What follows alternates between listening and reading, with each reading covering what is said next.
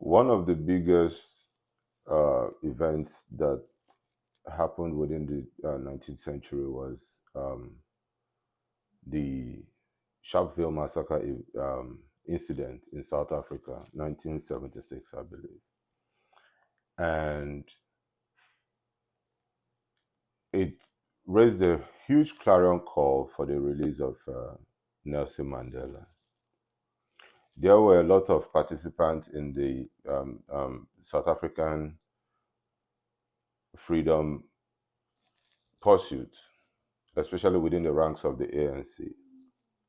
There were characters like Chris Hani, Robert Sobukwe, Stephen Bantu Biko, of course, Mandela, Oliver Tambo, and all the rest of them.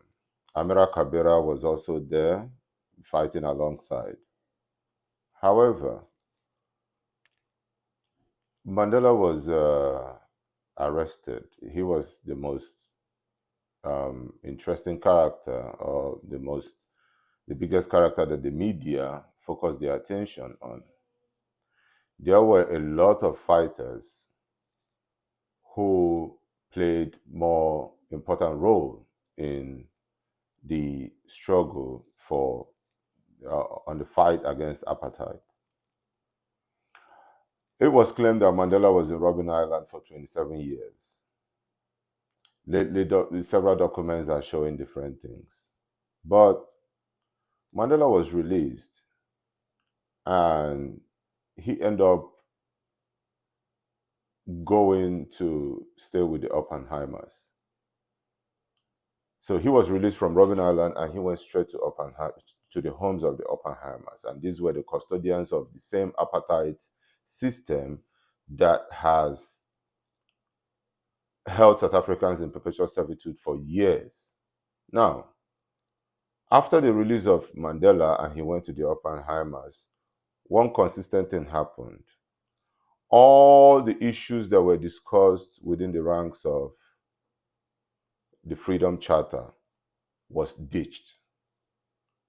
There was nothing that was in the Freedom Charter, especially when it has to do with the vital calls that the South Africans were making, that has more to do with the expropriation of land without compensation and land redistribution, economic and wealth distribution, wage and everything were totally ditched. The major economic forces that controlled South Africa, which was predominantly the white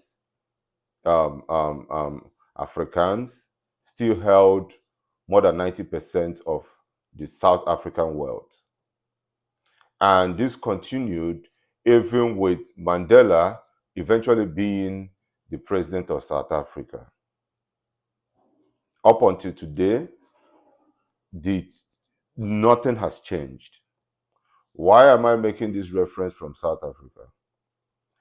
It is this funny begging pattern, so-called negotiation positions of these red cap wearing southeastern so-called Igbo senators and leaders, either visiting Obasanjo to plead for the release of Nnamdi Kanu, or going to visit Minister of Justice to plead with them to release Nnamdi Kanu, or going to plead with this person, plead with that person. Igbos, Kamjokolunu, have you guys forgotten who you are? Or was it that the war of 1967 has blindfolded you? Or was it that you guys up until now have not been able to realize that most of these so-called people, these people you guys call leaders, and that's why if you go back to the previous videos that I made, you will get to see of my description of these so-called political classes, especially within the southeastern part of Nigeria, in Igbo land. This group of individuals are the worst of betrayers. The issue is this: Nnamdi Kanu must be released unconditionally. I am not a fan of him. I don't believe in most of the things that he's saying.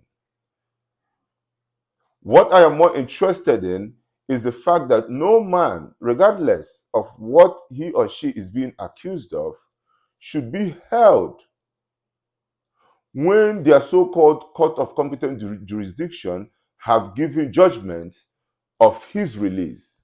That is one. Two, the issues that he was purportedly to have done or the issues that he was arrested for are bailable offense. If you say you are charging him for treason and then you cannot find anything, of course, the court of law that you are charging him on is also colonial. It's colonial. So if a man tells you that you are operating a Jewish kind of government or a Jewish kind of arrangement and you yourself is displaying the same character, why are you holding him? And why should there not be an unconditional release for him? Why are you guys going up and down begging? What do you stand to achieve? Because the biggest issue here now, the biggest fear that every one of you should be very, very much concerned, including me, is for what happened in South Africa with Mandela being released, and then he ended up, because they kept begging and begging and begging and begging, and he was released. And the same thing that he was jailed for was never discussed or nor resolved. So, Ndi Igbo, my issue here now is, this is to all of you.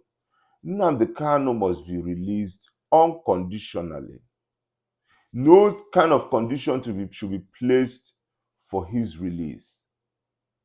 And every other person who is thinking that they are bringing a political solution to this should also understand that that same political office that they are speaking from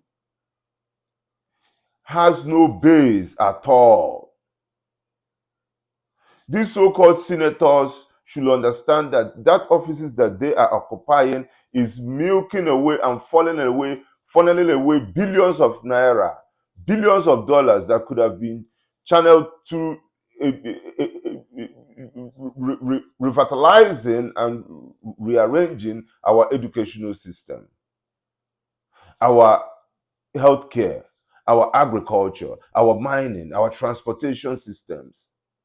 Other than saying that we have senators, what's the business of us having senators all over the place when we can have one command center in Enugu and be good? We don't have any business having 5 state governors. We don't have any business having over 200 something local government chairmen. We have thousands of council ward chairmen, so-called heads of parastatals, commissioners, ministers. Then to make matters worse, special advisors. The other one once had a special advisor on happiness, or minister of happiness, and all the rest of the whole post of them in Imo State during his regime. So when you sit down and look at all these things, I am saying that there is no way anybody can vividly beat his chest and say that they are going to beg anybody for Nnamdi Kanu's release. They should just release him. There should not be any conditional release. Because by the time they place conditions on his release, what will happen is this. I'll give you guys 2 things that will happen. He will have to meet those conditions, or else a new trap will be set for him and they will take him out. Or he will begin to bid